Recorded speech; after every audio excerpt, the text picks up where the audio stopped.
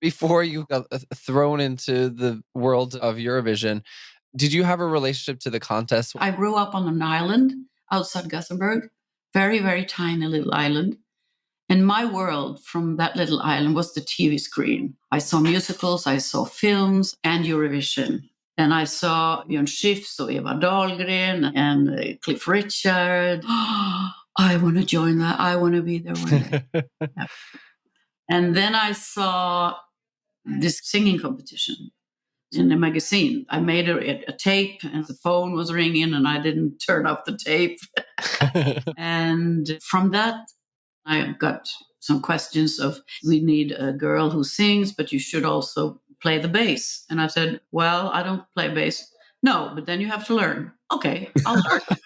I said, but I don't have any double bass. Well, you can buy mine. I said, okay, so I'll buy it.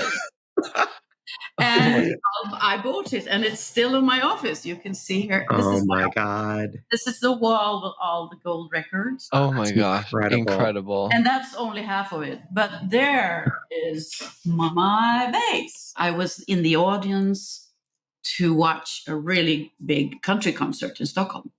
And in the intermission, I was sitting in the audience and I felt like some light was coming on my head, like a Steven Spielberg movie. Telling me this is your night. So I went in backstage and I said, hello, my name is Elisabeth Andreassen and I'm very good. Could I play a song? And the thing is, the guy I went up to was Lasse Holm. My gosh. And he said to me, oh, fuck, you're so rude, so I want to hear you. So I sang 2 songs, I Will Always Love You, Dolly Parton, and Satan's Jewel Crown, Emmylou Harris. And after he grabbed me, oh my God, can you come to my studio tomorrow? I have to make a demo with you. Well, I'll see if I have time. Oh my God, my dream. And I went into the studio and I sang this song and I heard Lasse say, you have a contract. That's amazing. So that was 1981. And then I just jumped on the Eurovision train because I remember when I came into the studio after he said, you have a contract. He said, well, I'm working with a group too called Chips with Kiki Danielsson. You want to join us? And I said, Kiki Danielsson? Oh my God, she's my favorite. She's my idol. So it all happened in 1 hour. For my first time in Eurovision, that was absolutely out of my world. I remember the first meeting. I was so happy I couldn't sit. I was just doing all the information. Well, here's the tickets and yeah, blah, blah, blah. And I was, oh my God, this is so fun. I was really, you could see on me that I was living in my dream. And we loved the song, Kiki and I, and that's so important. If you do Eurovision, you have to love the song because it's going to be your best friend for the rest of your life. You have to live with that song. Only 3 years later, you're back on the big Eurovision stage with La de Swinge. I have to start with this little story because the year before, 84, I was competing in the Melodifestivalen with a song called Kärleksmagi. Not very good. And I was not very good. I was singing a little bit false and everybody was wondering, what are you doing? If somebody came up to me that day and said, well, Elisabeth, next year you will win the whole fucking shit. That was a year before La de Swinge. So 85 came and that was just unbelievable. My God. I met Hannah, 83, and she was looking for the other girl in Bobbysocks. We started with our first record in 84 with swing music, and it felt really fun. And in the end of that recording, Rolf Löfland came with this cassette. And that was La de Swinge. And I remember he played it in the phone and I was screaming, jumping out on my bed and just said, oh my God, we're going to win this shit. What was the greeting like in Norway coming with the victory in your hands? Oh my God, it turned the whole country upside down. It was the first time, and the Eurovision story had been so sad in Norway. All the dance bands, they copied the song over the night and played it the day after. And all the school orchestras, we got telegrams from the prime minister. We were invited for the ambassador dinner with the government. It's right. Quite emotionally to be in the history of that. Every time they talk about something big happen in the music industry or happen with Norway, blah, blah, blah, we are always there. It's the moon landing and it's the Bobbysocks. And it's the 1985 win. An interesting thing is that both you and Hannah at that point had separately already both been in Eurovision. It was good for us that we have done it before. Everything went fast. It was like hanging on a train that was running 100 kilometers in the hour. And when it came into the stations, we just shouted, "Let it swing!" Next day, "Let it swing!" It felt like that. So we were a little bit prepared. We had this album and we did this swinging tour. And we had a big band with horny horns that we call them. Saxophone. We call them horny horns. In 1994, you returned to the big Eurovision stage for the third time, and this time with the song Duett together with Jan Werner. He died at only 30 years old at the height of his career. We become friends immediately. I felt immediately that he was my soulmate. Rolf and I had this song, Duett. We didn't have any singer. Same night, we saw this TV show where Jan Werner was competing, and he won. And we were just jumping up in the sofa, Rolf and I. So we called him straight away, and I presented myself as Elisabeth Andreassen, blah, blah, blah, and he was just shouting, "What?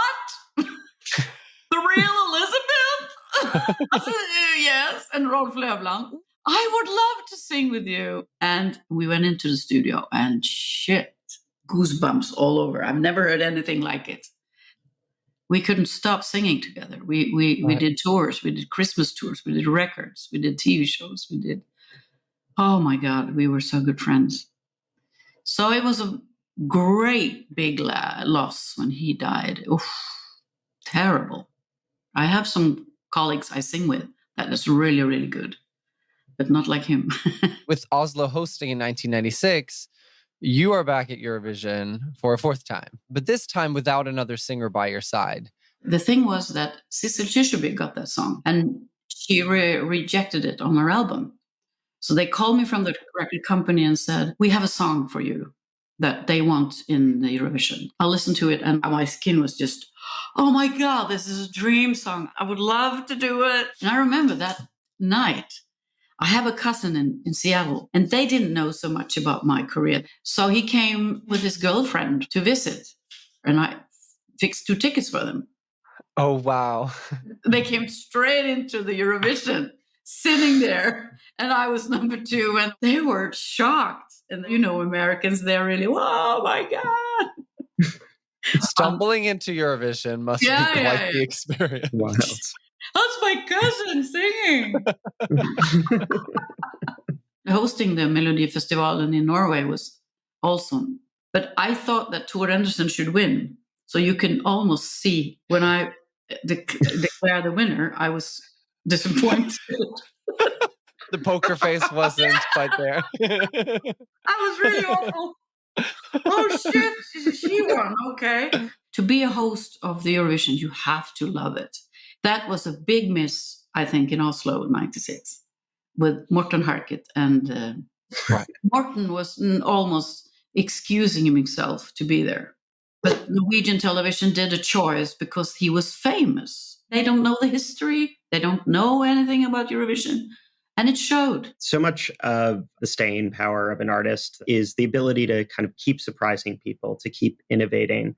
Can you talk about how you find inspiration to move into new genres or new artistic spaces? One of my dreams, too, was country music, so I could go to Nashville. So after Bobbysocks, I was really so pink all over me. I said, I have to do something really different now. And then I went to Nashville and made a record, and I was there for 3 months. It was amazing. I heard that Dolly Parton was coming to a TV show in Gothenburg, and she inspired me so much from I was young.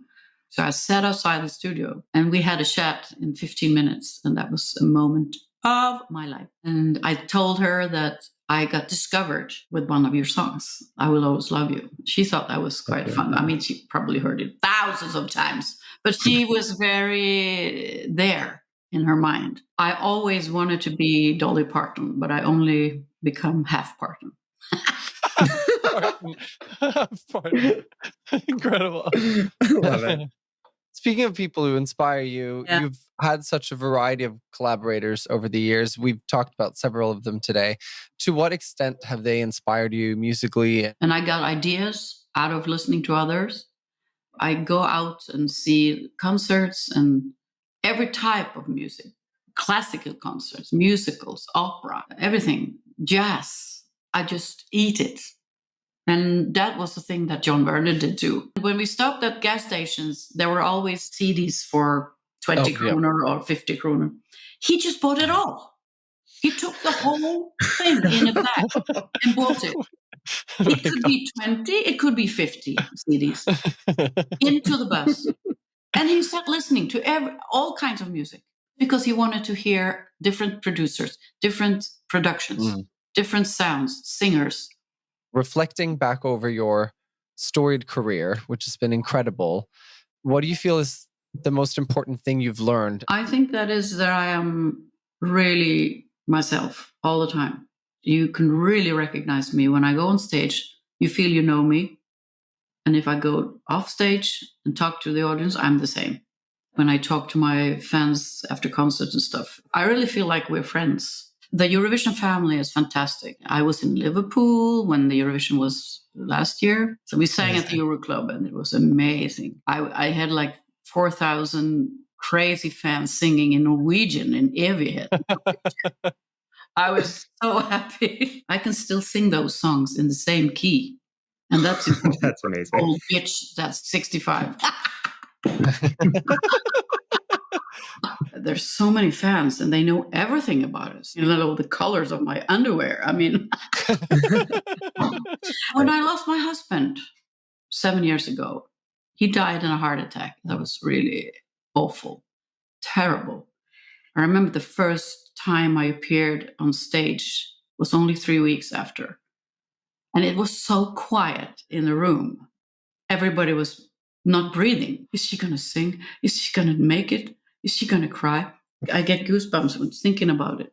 And then I felt this community was helping me. It was amazing. It's love in a way. And I was hosting the Pride Festival in Stockholm. And suddenly the light went out, the electricity. It was in the evening. It was 15,000 people. And it all got dark. So I stretch up my arms and I start, Främling, vad gör du för mig? 15,000 start singing.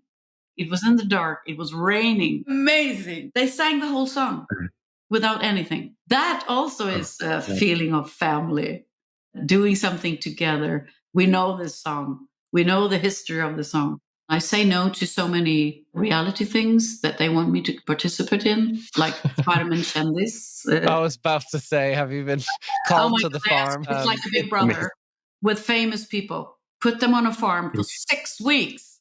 Yeah. And they have to live like it was for 100 years ago. They have to milk the cows.